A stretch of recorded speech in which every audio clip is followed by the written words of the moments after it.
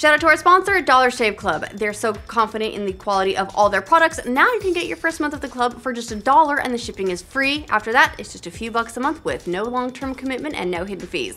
Learn more or get yours at dollarshaveclub.com/no. Welcome to The Know. I'm Ashley Jenkins with all the excitement leading into E3, all the stuff we're really looking forward to that we're super excited about. It was only a matter of time before we got one of our first big disappointments. It looks like Rockstar's Red Dead Redemption 2 has officially been delayed. I know you can take a minute for that to set in. I know we all thought it was going to be on time. Just kidding, no one did, but we hoped anyway. Rockstar confirmed the sad news today with a post on their official website saying the game will now arrive spring 2018 as opposed to its original launch window of this fall. They wrote that the main reason was to give it more time for polish, writing, "We are very sorry for any disappointment this delay causes, but we are firm believers in delivering a game only when it is ready. We are really excited to bring you more details about the game this summer." Following that, they treated fans to new screenshots from the game, which is really just like rubbing the salt in if you think about it. But at the very least, it sounds like we'll at least get something from them at E3. And look, they do have a history of delays like this, so it shouldn't be a huge surprise, but it still hurts either way. Of course, you can also hear Ubisoft being like, "Yay! We get all the Westerns this fall!" Now, speaking of possible Westerns though, Ubisoft has published its first set of teasers about Far Cry 5, confirming a number of rumors swirling about the game over the last few weeks, and leaving a few others up in the air. Thanks to the new teasers, we know the game is for sure set in Montana, as previously reported, although the time period looks potentially more modern than those spaghetti Western rumors. Still, that couldn't stop it from having a Western motif or tone. The teasers are a series of very tiny scenic vignettes showing the game's fictional setting of Hope County, Montana, where it seems something awfully violent is afoot. The teasers also announced that we will get our first full look at Far Cry 5 later this week in a livestream event on May 26th. Now that Destiny 2 is out of the bag, it looks like Activision is continuing the pre-E3 blitz with one of their other biggest launches of the year, Call of Duty World War II. Sledgehammer has announced a live stream for the next Call of Duty happening tomorrow, giving a better behind-the-scenes view of development. They also plan on answering fan questions about Call of Duty World War II, so we can probably expect to learn some new details about the game's single player, as well as its multiplayer and how they plan on changing things up for this year's launch. Plus, who knows, maybe we'll get just a little brand new footage as well, which would be very, very welcome. World War II releases November 3rd for Xbox One, PS4, and PC. And boy, it feels weird to say that without adding the Call of Duty on the beginning. Now, we haven't heard much of anything about Sony Ben's open world zombie game Days Gone in a while. It was quite a hit at E3 last year, but that doesn't mean we should write the game off anytime soon. According to Sam Witwer, who voices Days Gone's lead protagonist, the game is going to be showing up at E3 again in a big way. Witwer made these comments on a live stream interview on Twitch. Shouldn't be too surprising considering the last time we really saw Days Gone was E3 2016. Sony's been rather quiet on this game since then, but maybe we'll finally get to see more, and hey, maybe we'll get a release date too. Remember, they're freakers, not zombies. Is Square Enix starting to ramp up production on Final Fantasy XVI? It's possible, according to some new job postings, and as we get every development, Kingdom Hearts 3 just looks further and further away. The recent postings appeared on eCareer FA in search of a 2D artist to assist on a super famous RPG series. The posting is made by an anonymous company, but judging from some clues about the company's location, it kind of seems to fit the bill for Square Enix. The job posting also mentioned that this particular gig is for a certain RPG's numbered title, which has also had online entries. Again, that sounds a whole lot like Final Fantasy, but hey, it could also be Dragon Quest at this point. If this is the next Final Fantasy, fans should probably pump the brakes just a little bit. The position is for someone to draw concept art for fields, towns, dungeons, etc., which would mean they're still very early on in development for the title. So they'll probably announce it 4 E3s from now and we'll be playing it in 2025. Now, we've had plenty of teases about the next Dragon Age, but now it's official-ish, kind of. The next role-playing game about the epic goings-on in Teasers was semi-formally revealed this week thanks to a new interview between Eurogamer and the game's writer, Sunless Sea creator Alexis Kennedy. Kennedy spoke about a number of things in the interview, ranging from how he works with BioWare remotely to some of the feedback the studio has received in recent months.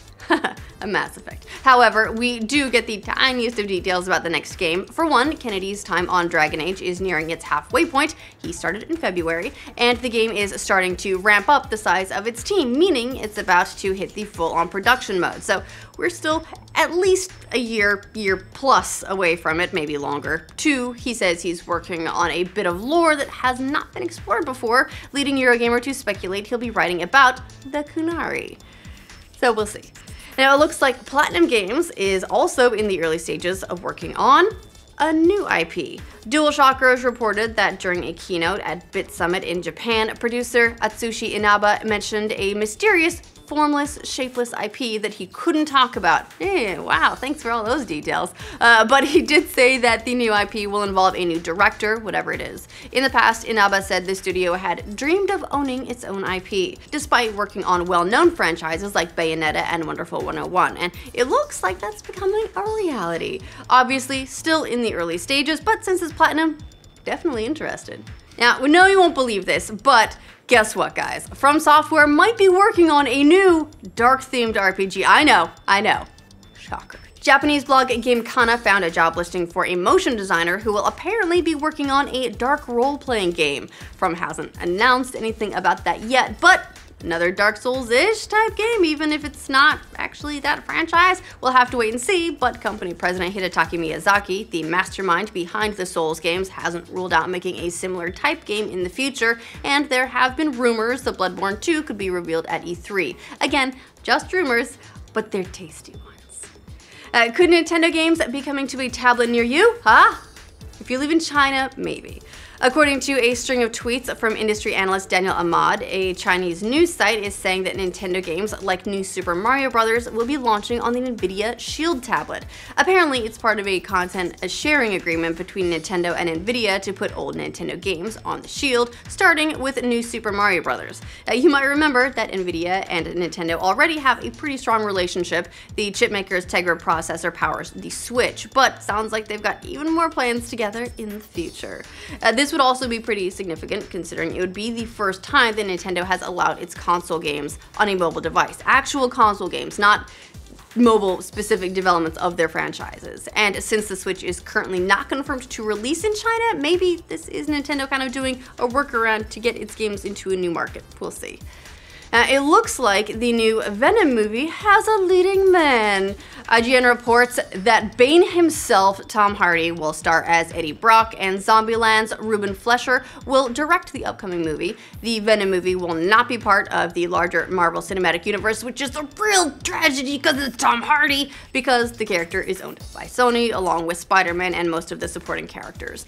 Instead, it's going to be part of Sony's own Spider-Man universe that it wants to start building out, which is also really cool. But Tom Hardy, MCU, come on! The movie will release on October 5th, 2018, and production is start to set this fall. Hopefully he doesn't do Bane voice the whole time.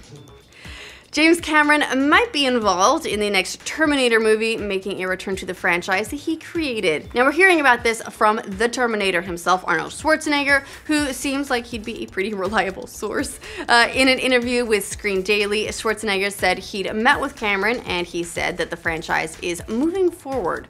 The former Governor added that Cameron has some good ideas of how to continue with the franchise. I will be in the movie. That's him saying that, not me, tragically. I would also love to be in it, but that's not the way the cookie crumbles.